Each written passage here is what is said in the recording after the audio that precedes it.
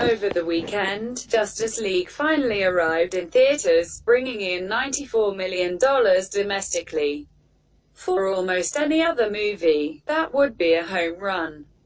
But this was a very expensive movie, and all of the other DCEU movies so far have grossed more on their opening weekend. This number doesn't bode well for the movie's overall box office run, and as such, Warner Bros. Is set to take a huge loss.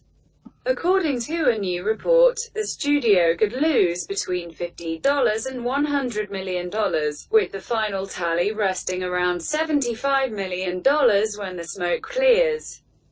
Rob Kane, a former studio executive with insider knowledge on how final profits and losses are calculated for big studios like Warner Bros., has ran projected numbers for Justice League based on the opening weekend box office.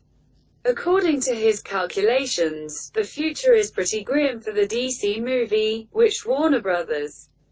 Is basing the future of the DCEU on.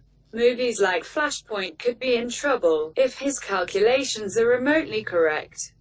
Here's how Kane calculates the movie's earnings. As Rob Kane notes, this is all before the overhead costs for Justice League are factored in, which he estimates to be around $40 million. With that, the potential losses are as high as $75 million. But these are just estimates. It could be a little better or, in a worst-case scenario for Warner Bros., much worse. According to the report by Forbes, that also makes Justice League by far the worst return on investment for a studio for any recent superhero movie, with a list going back to 2014. All of this said, the future of the DCEU may be in trouble. Or, at the very least, some major changes are going to have to take place.